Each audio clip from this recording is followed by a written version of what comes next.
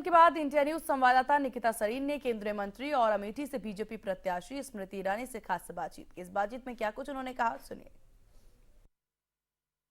केंद्रीय मंत्री स्मृति ईरानी और भारतीय जनता पार्टी से प्रत्याशी इस वक्त मौजूद हैं हमारे साथ। आज उन्होंने फाइनली नॉमिनेशन फाइल कर दिया है। सबसे पहले बहुत बहुत बधाई आपको स्मृति जी। धन्यवाद।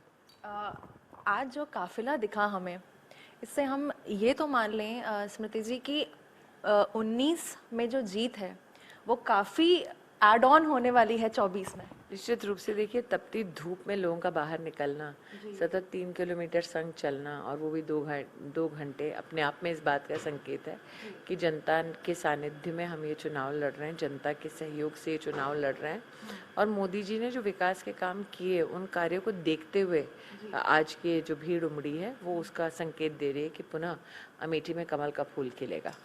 जिस तरीके से काम है, क्योंकि लास्ट 5 ईयर से आप यहाँ पर हैं, आप जो काम कर रहे हैं विकास के काम, वो 15 साल में नहीं हुए। और हम क्योंकि अमेठी में जनता के बीच हैं तो उनके ऐसी बातें हमने सुनी हैं। तो आप भी क्योंकि रही हैं, कल भी आप अचानक से रात में निकल गई और सब लोग एकदम सरप्राइज हो गए थे कि स्मृति ईरानी आ गई हमारे बीच में। इस तरह के काम है तो आप उनका एक माइंड रीड कर सकती हैं यहाँ की जनता का, वो क्या कह रही हैं। नहीं, ऐसा नहीं है। देखिए, मैं कल मोहन जी की आज रोड शो होने वाली थी, तो तैयारी में संगठन का एक स्वभाव रहता है कि खुद मुआयना करो और खुद संगठन के कार्यों को आगे बढ़ाओ।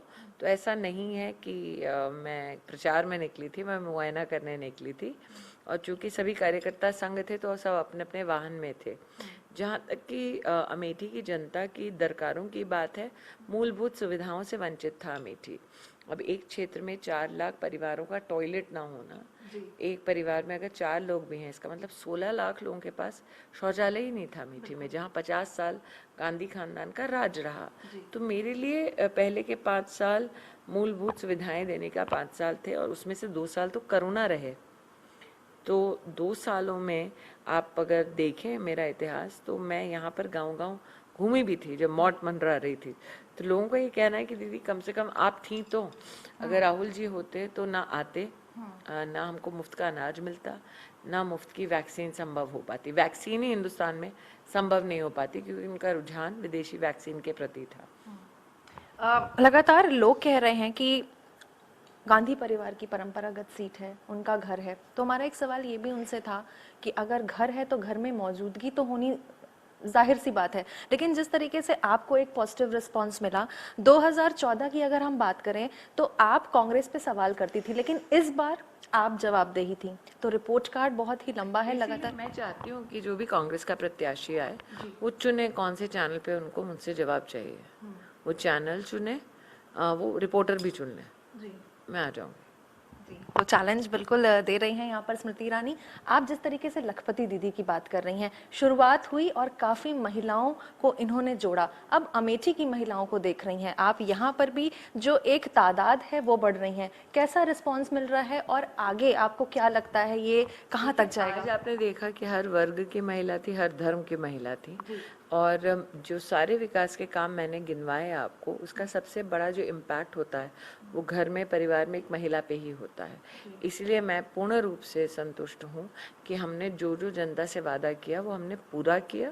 निश्चित रूप से आने वाले 5 सालों में मेरा संकल्प है, मोदी जी जो लखपति दीदी की बात करते हैं कि यहाँ 50,000 लखपति दीदी बने, अब तक 13,000 हम बना पाए हैं, 50,000 का हमारा लक्ष्य है और मुझे लगता है कि मैं 4 साल में वो लक्ष्य की प्राप्ति कर लूंगी। और आपको लगता है कि यहाँ अमेठी की जनता कुछ चीज़ों से वंचित रह गई थी और 2019 के साथ साथ 2024 में भी आपके में भी कुछ चैलेंजेस होंगे कि हमें यहाँ की जनता को पहुँचाने हैं? देखिए, हमारी बढ़ती आबादी है, बढ़ती आबादी की नीड्स बढ़ेंगी, अपेक्षाएं बढ़ेंगी, उनकी दरकार बढ़ेगी और हमने इसलिए ग्राम पंचायत वार सुनिश्चित किया है कहाँ क्या बनना बाकी है या कहाँ क्या नया बनना वो चाहते हैं। उसमें हम ग्राम सभा पूरी बुलाते हैं, सारी जनता से मिलते हैं खुले आसमान के नीचे, सबसे कहते हैं कि जिसकी जो इच्छा है सब बोलें, सबकी सहमति बने उस एक विषय पे, फिर वो काम होता है।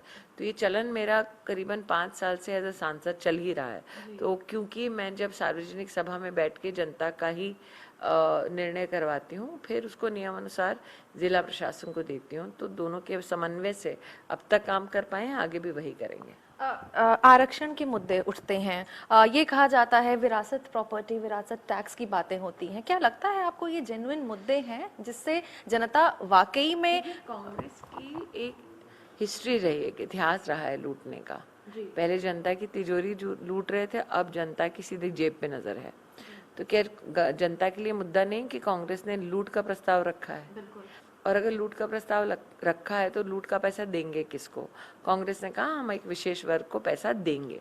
तो क्या ये जनता के लिए चिंता का विषय नहीं है कि जहां जहां अभी वर्तमान में कांग्रेस की प्रदेश की सरकारें हैं, वहां जनता का क्या हश्र हो रहा है? कर्नाटक में पिछड़ों का आरक्षण उठा के उन्होंने दे दिया है मुस्लिम समाज को, लेकिन मुस्लिम को पिछड़ा बना दिया है, पूरी की पूरी मुस्लिम कौम को पिछड़ा बना दिया है। अगर आपने कुरान पढ़ी हो कभी, उसमें कोई कास्ट लिखे नहीं है, तो इसका मतलब आप कुरान का भी अपमान कर रहे हो। हिंदू में जो ओबीसी हैं उनके आरक्षण का भी हनन कर रहे हो। तो ऐसे में ये एक्सपेक्ट करना कि अरे हम कर रहे हैं लेकिन तुम बोलो मत, आक्रोशित मत हुई, कैसे संभव है? एक आखिरी सवाल स्मृति आपसे मेरा ये है कि लास्ट 2 फेजेस में परसेंटेज थोड़ा सा कम रहा, और ये कम परसेंटेज पॉजिटिव नेगेटिव दोनों के उससे देखा जा सकता है।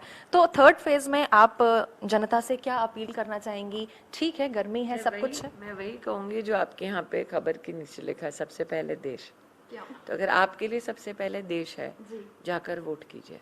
बहुत शुक्रिया हमसे बात करने के लिए, and congratulation once again. Thank you.